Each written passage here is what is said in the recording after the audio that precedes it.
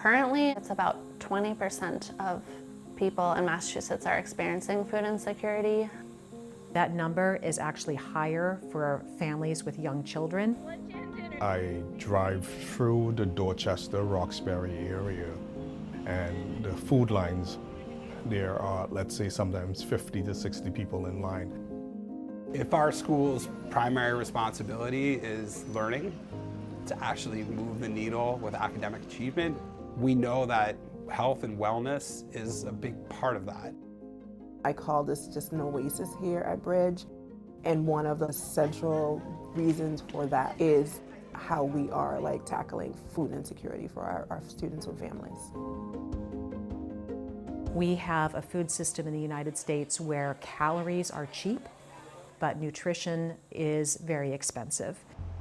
You just think about the location where our school is and the quality of some of the food that are in some of these grocery stores and convenience stores that are around here.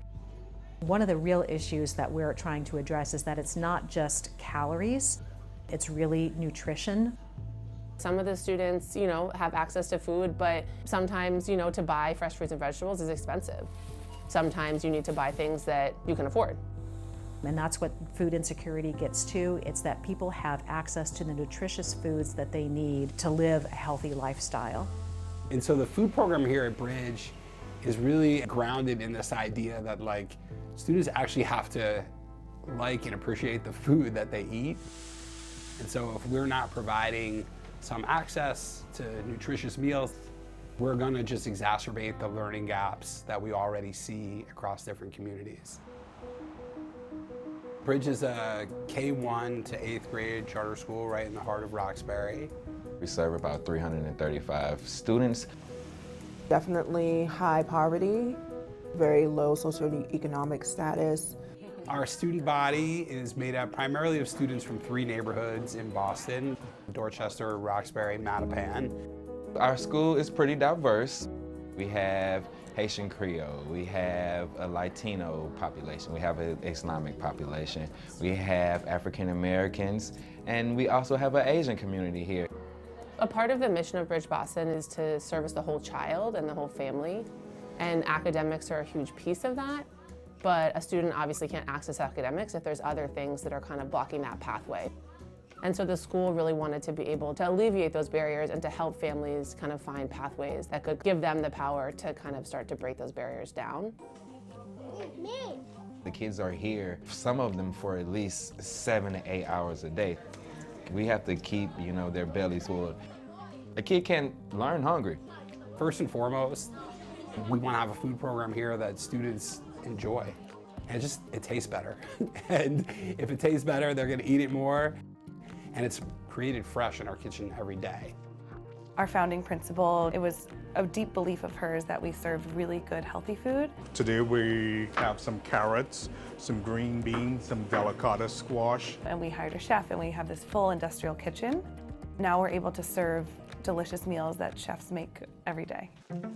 Beginning of the day, when students come in, we already have breakfast ready and posted for them on the first floor near the main entrance. It's usually a hot breakfast, egg sandwiches, fresh baked muffins, fruit. We normally do about 200 breakfasts every day. They come in and they grab a bag with their breakfast in it, and they head down to their classrooms. And they are allowed to eat their breakfast in the classroom. We usually leave the breakfast food out for a while too. We realize that given different circumstances, students sometimes come in late. We never want that to be a reason why they don't eat. Lunch gets started every day about 11:30. It runs for a couple of hours. Thank you. We've worked in all kinds of creative meals that you wouldn't typically see in school. So lunch today is herb roasted chicken, barbecue sauce, Yukon Gold mashed potatoes, Napa cabbage and carrots stir fry, and a wheat dinner roll. Even if it's not breakfast time or lunchtime, students do have the ability to go to the cafeteria to get a snack. There's sometimes our students will be sitting there like, I'm hungry, and we're just like, go grab a snack, come on back. It feels like they're fuel through the day when they need it, and we keep moving. And listen to Bernice today. Said Dan. So there is never any hunger that's happening throughout the day. I mean, one of the first things that we'll ask a student who might be struggling behaviorally who might have to see a dean of students for the day is like, hey, have you eaten something this morning? Did you get your breakfast? Are you hungry? When the food is more healthier, without a lot of sugar, our kids tend to be a little more calmer and a little more focused while they're in class. Each year, something is added on to the kitchen. We have some new equipment that we're adding. We're adding a new partnership to come in to donate more fruits and vegetables. We work with a group called Gain and Ground. These are really nice delicata squash. I know, where'd you get those from? That's from Gaining Ground? They actually bring us fresh fruits and vegetables on a weekly basis.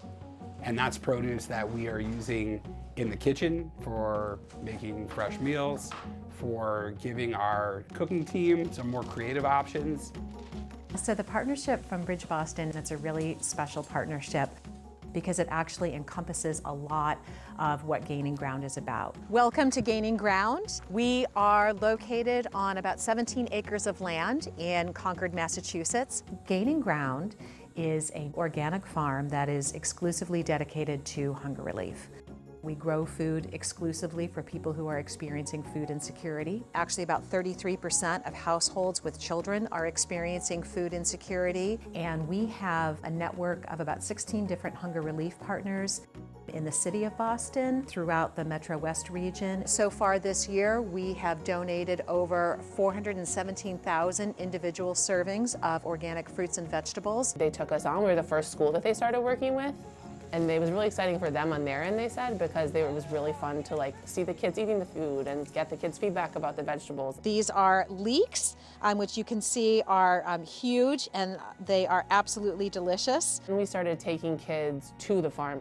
One year we took the kindergarten classes and the 5th grade classes. They got to kind of see the farm, see where the food was growing, and then come back to the cafeteria and see the food on their plates. Amazing to see all of the kids coming out to the farm, having such a great time, and really being a part of being able to grow the food that they are then eating at school. This is our garden out here on our campus in Roxbury. Recently, we started a garden on campus at the school, which was kind of like a hope and dream of the school's founder, Jen Daly. So the kids actually, they'll bring a bucket out here and wash off the carrot, and they'll taste it right here. And you can't imagine their face. They're like, wait, this is what we're eating? And then the next day there'd be carrots on their plate at lunch, and they were telling the other kids, we picked those, we picked those. We often will pick food from the garden to offer to families, but it really is a community garden. And it's a great addition too, because now we're able to teach our kids a new skill. We can teach them how to garden. We can teach them how to, possibly even take the skill home, and grow a tomato or grow a cucumber or share this with your family. I mean, my ultimate hope is that we are ultimately enabling people to live lives where they feel true economic liberty in their lives.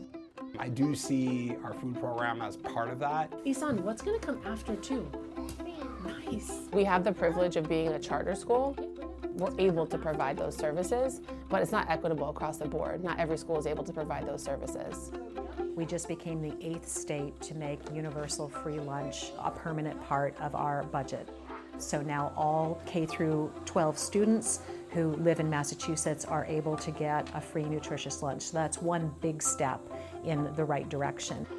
I wanted to continue to grow more and more so that we're not just servicing our kids and our families here. This is something that we can really be involved in our community and reach out to other families in Roxbury.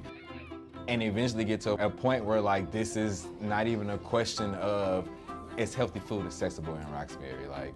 It's here.